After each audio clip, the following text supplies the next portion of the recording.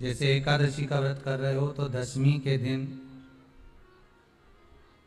शाम का समय जब आवे, रात्रि जब होने लगे, शाम का समय आवे और रात्रि का आप जब भोजन ग्रहण करो तो उस भोजन में कोई ऐसा पदार्थ ग्रहण मत करिए जिस पदार्थ के कारण आपकी एकादशी बिगड़ जाए।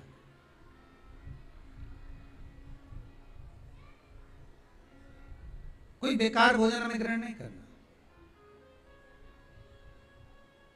श्रेष्ठ भोजन ग्रहण करिए दशमी के।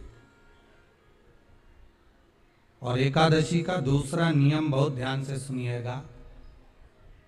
जिस दिन आपकी एकादशी का व्रत हो उस दिन प्रयास करिएगा कि अपने हाथ से किसी भी वृक्ष की कोई पत्ती टूटे ना। अपने हाथ से किसी भी वृक्ष की, पौधे की, किसी भी वृक्ष की पत्ती अपने हाथ से ना टूटे। बहुत ध्यान दीजिएगा महाराज। एकादशी का ये दूसरा नियम है कि अपने हाथ से किसी पौधे की, किसी वृक्ष की, किसी डाली की कोई पत्ती टूटे ना, कोई पत्ती ना टूटे, इसका प्रयास करिए।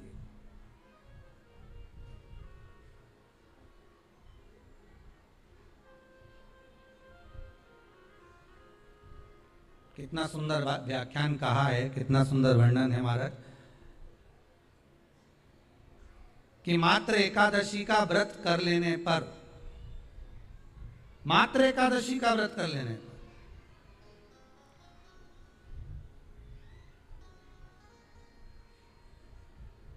जो पूर्व में किया गया हमारा पाप कर्म है, हमने किसी जीव की हत्या करी है, हमने किसी को कष्ट प्रदान करा है, हमने किसी को अपशब्द कहा है, हमने किसी को ताने दिए, हमने किसी को आड़ा टेढ़ा कहा है, हमने किसी को गालियां दे दी है, मात्र एकादशी का व्रत ही कर लेने पर ये सारे जो दोष हैं वो समाप्त हो जाते हैं।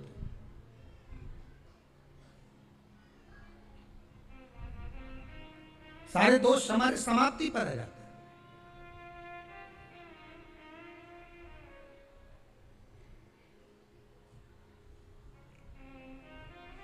अब एक विचार करिएगा थोड़ा सा अपने मन में, अपने चित्त में, अपनी वृत्ति में एक बात उतारिएगा। एक अपने मन में एक बात को उतार कर रखिएगा कि आप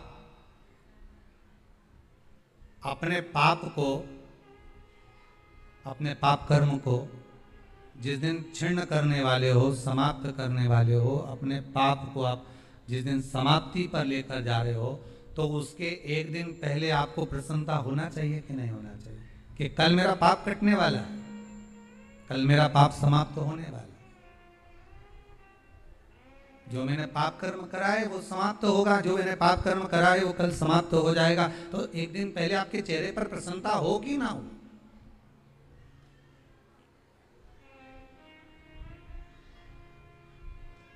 और चेहरे पर वो प्रसन्नता आपके आना चाहिए कि कल मेरा एकादशी का व्रत है, आज दशमी है, कल एकादशी का व्रत है, तो कल मेरी जब एकादशी का व्रत रहेगा तो मेरा ना जाने कितना कितना पाप, कितना कितना असत्य, कितना कितना झूठ, कितना कितना प्रपंच वो समाप्त हो जाएगा। इसमें मुझे प्रसन्नता हो, इसमें मुझे आनंदता हो।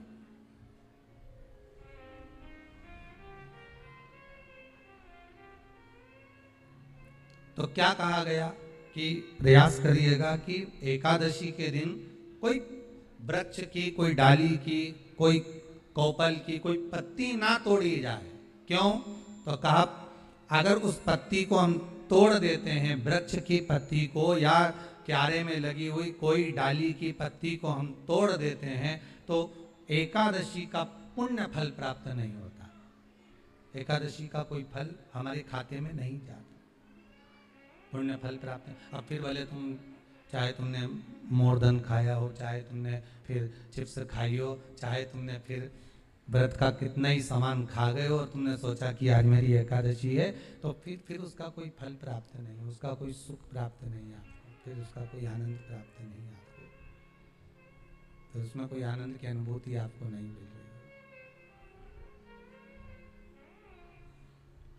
वाले हैं। बहुत ध्यान से आज की कथा सुनना कि एकादशी का आपसे आपसे आपके बच्चे पूछेंगे, मम्मी हम भगवान विष्णु का दर्शन करते हैं, हम राम जी का दर्शन करते हैं, हम कृष्ण भगवान का दर्शन करते हैं, हम भवानी माता का दर्शन करते हैं, हम शंकर जी का दर्शन करते हैं, हम सारे देवी देवताओं का दर्शन करते हैं, पर ये एकादशी माता तो कभी नजर ही नहीं आती।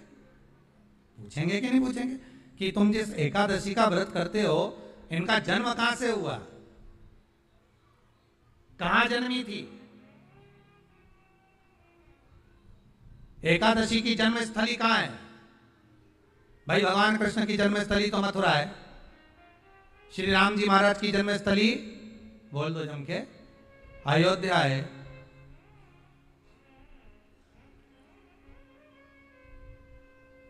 कोई आपसे पूछ ले कि एकादशी की जन्म स्थली कहां है, तो आधे लोग तो बाल खुजाने में लग जाएंगे कि एकादशी आखिर पैदा कहां हुई थी, जन्म कहां लिया था, इसका जन्म हुआ कहां था, कहां जन्मी थी ये?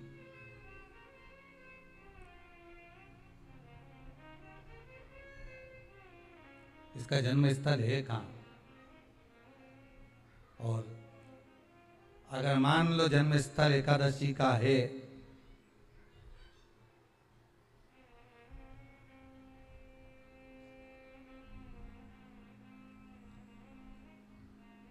और एकादशी अगर जन्मी है, उसका जन्म हुआ है, और दुनिया के लोग इतना व्रत करते हैं, उपवास करते हैं, तो फिर इसका जन्म स्थल कहां होगा?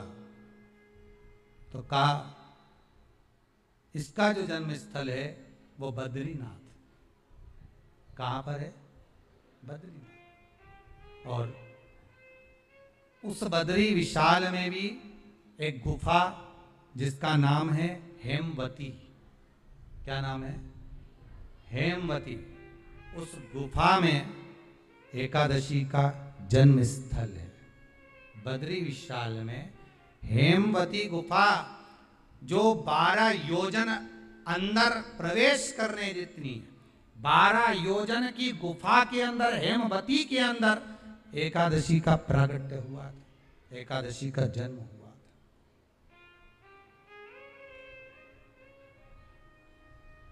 अब तो बता सकते हो ना कि कोई पूछे कि राम जी का जन्म अयोध्या में हुआ, भगवान कृष्ण का जन्म मथुरा में हुआ, और कोई पूछ ले आपका जन्म कहां हुआ, था अपन कह सकते हैं सीहोर में हुआ हमारा। और आपसे कोई पूछे कहां हुए, तो कहीं इंदौर में हुए, कि देवास में हुए, कि भोपाल में हुए, कि मुंबई में हुए, कि पुणे में हुए, आपका तो बता दोगे। पर बच्चे आपसे पूछ रहे मम्मी तू इतनी एकादशी का व्रत करती है, एकादशी का तू व्रत करती है, और सबको करा देती है कि वल्लभ कुल की एकादशी करो, भले बकरी जैसे चरो पर एकादशी करो, और सबको एकादशी कराया, तो कोई पूछ ले कि एकादशी का जन्म कहां हुआ था, तो आप कह सकते हो कि बद्री विशाल में, हेमावती में, बद्री विशाल के हेमवती गुफा के अंदर, जो 12 योजन की गुफा है, उस गुफा में एकादशी का जन्म हुआ। कब हुआ?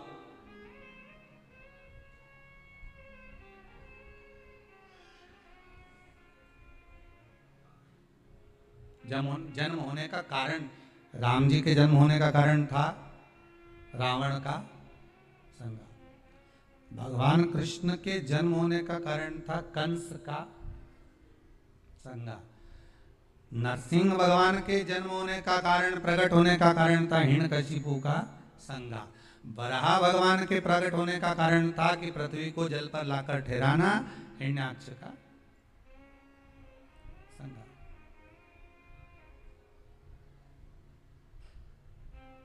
तो फिर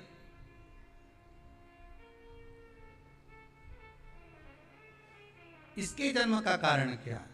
तो कहा इसके जन्म का केवल एक कारण है। सतयुग में, अब एक और बात का बहुत ध्यान दीजिएगा हमारा, सतयुग एक बार नहीं हुआ कि तुम सोचो कि सतयुग के बाद में द्वापर, त्रेता आ गया, त्रेता के बाद द्वापर आ गया, द्वापर के बाद कलयुग आ। एक सतयुग नहीं है, एक त्रेता नहीं है, एक द्वापर नहीं है, ना जाने कितने कितने सतयुग निकल गए, ना जाने कितने कितने द्वापर, त्रेता, कलयुग, ना जाने कितने निकल गए।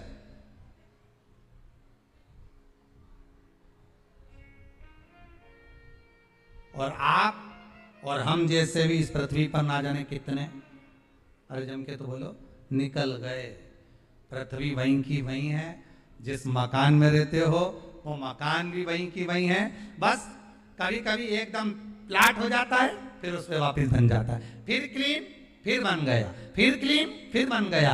ना जाने कितने कितने कितने कितने जन्म हम ले चुके हैं, और हमारे भी आगे के जन्म कितने जन्म होते रहेंगे। जमीन वहीं की वहीं रह जाएगी और अपन चले, बस वो जगह वहीं रह गई। जो पहले परदादाजी की थी, दादाजी को मिल गई, दादाजी की थी, पिताजी को मिल गई, पिताजी की थी, उनके बेटे को मिल गई, उनके बेटे से उनको बेटों को मिल गई। मिलते मिलते मिलते मिलते कब वो जमीन भी बिक गई समय की अवस्था में, फिर दूसरे की हो गई, और हम सोच कर रह गए कि ये हमारा है, हम इसके लिए लड़ाई करें, झगड़ा करें। हम केवल इस जमीन के लिए, जरा सी प्रॉपर्टी के लिए अदालत में खड़े, अपना समय बर्बाद कर दिए, और जो पाना था वो छोड़ दिया।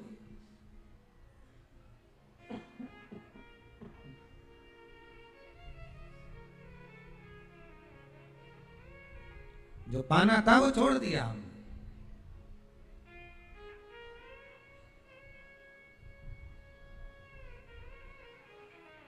असली रजिस्ट्री तो ये शिव महापुराण की कथा है, जिसमें बैठकर आप 3 घंटा भगवान की भक्ति को जो धारण कर रहे हो, 3 घंटा जो भगवान की कथा को आप श्रवण कर रहे हो, 3 घंटा जो भगवान की भक्ति में आप डूबे हुए हो, 3 घंटा जो भगवत स्मरण में आप लगे हुए हो, बस यही असली रजिस्ट्री है, यही वहां काम आने वाली है। इसके सिवाय कुछ काम नहीं आएगा। धन दौलत माल खजाना सब पड़ा की पड़ा रहेगा,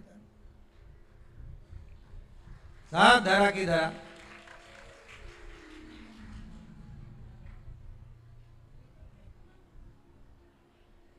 रह गया वो एक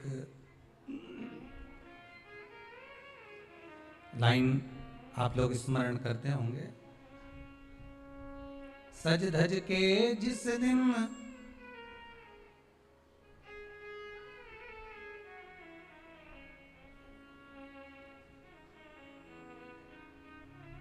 सज धज के जिस दिन मौत की शहजादी आएगी, न सोना काम आएगा न चांदी आएगा। अलमारी में धरा की धरा रह जाएगा, लॉकर में पड़ा की पड़ा रह जाएगा। लॉकर में पड़ा की पड़ा है, अलमारी में धरा की धरा है। कपड़े भी सारे घड़ी बने की बने, कपड़े भी धरे की धरे रह गए, और सब पड़ा रह गया। कि छोटा सा तो कितने बड़े अरमान हैं तेरे, मट्टी का तो सोने जैसे मान है तेरे। मट्टी की काया एक दिन मट्टी मिल जाएगी, न सोना काम आएगा न चांदी आएगी, न सोना काम आएगा न चांदी आएगी। सज धज के जिस दिन मौत की शहजादी आएगी, ना सोना काम आएगा ना चांदी आएगी, ना सोना काम आएगा ना चांदी आएगी। सब पड़ा रह जाएगा, धरा की धरा रह जाएगा, सब पड़ा की पड़ा रह गया, जी चला गया। तो वल्लभाचार्य जी ने जगन्नाथपुरी में एकादशी को उल्टा लटकाया। आप लोग गए होंगे तो देखा होगा, कि जगदीश में, जगन्नाथपुरी में एकादशी उल्टी लटकी हुई है। कारण क्या था? खूब विरोध करा गया श्रीमद् वल्लभाचार्य जी का कि तुमने एकादशी को उल्टी लटका दिया जगन्नाथपुरी में। क्यों लटकाया? उसका कारण क्या था? श्रीमद् वल्लभाचार्य जी ने कहा, आप कहते हो कि कोई मरे तब एकादशी का दान दीजिए, आप कहते हो कि कोई मरे तब अन्न का दान दीजिए, आप कहते हो कि कोई मरे उसके बाद में आप ये दान दीजिए। श्रीमद् वल्लभाचार्य जी ने एकादशी को उल्टा लटका कर कहा कि एकादशी का अगर दान करना है तो पहले एकादशी करो,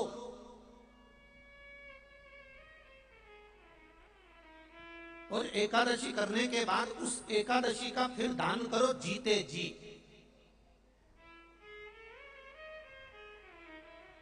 उस एकादशी का फिर दान होना चाहिए।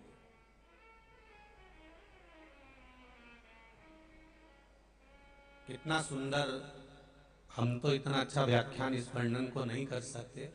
आपके यहाँ के एक विद्वान, बहुत विद्वान, पुष्टि मार्ग के लेखों को अपनी वाणी में व्यक्त करने वाले, जिनकी वाणी को इस शरीर को भी सुनने को मिला, परम पूज्य आदरणीय, मैं तो संत शिरोमणि भी कहूँ तो अतिशयोक्ति नहीं होगी, आदरणीय शायद मदन लाल जी जोशी जी, जिन्होंने मंदसौर नगर का नाम पुष्टि मार्गी कथा के मामले में सबसे आगे लेकर गए, ऐसे मदन लाल जी जोशी इसी मंदसौर के थे। जब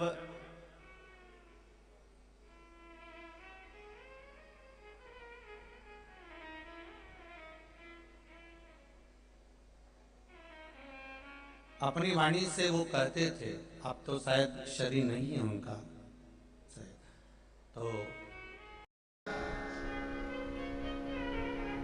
इससे पहले तो 30 वर्षा एकादशी कई वर्ष निकल जाते थे तो नहीं आते थे, ढूंढ कर जाओ तो नहीं आते थे।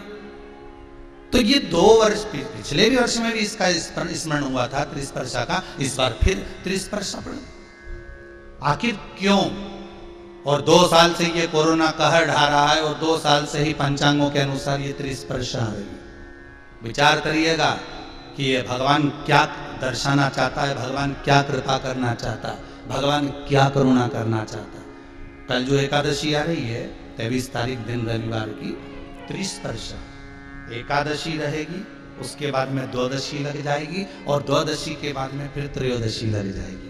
3 पद्म पुराण का उत्तराखंड वर्णन करता है कि 3 एकादशी के क्रम में त्रिस्पर्शा जब पड़ रही, त्रिस्पर्शा एकादशी के क्रम में जब त्रिस्पर्शा पड़ रही हो, अर्थात एकादशी भी पढ़ रही हो, द्वादशी भी पढ़ रही हो और त्रयोदशी भी पढ़ रही हो, त्रिस्पर्शा। तो कहते हैं हजारों हजार बार गंगा का स्नान, हजारों हजार बार, कहते हैं हजारों हजार बार गौदान, हजारों हजार बार मंत्र जाप, हजारों हजार बार सारे पृथ्वी के तीर्थ में स्नान, पूजन, दान, अश्वमेध यज्ञ के 1000 गुना फल, सोम यज्ञ सर्वोत्तम यज्ञ के 1000 गुना फल केवल 30 वर्षा एकादशी पद्म पुराण कहती है उस दिन व्रत करने से प्राप्त हो जाता है। कल उसका नाम रहेगा मोहिनी एकादशी, पर 30 वर्षा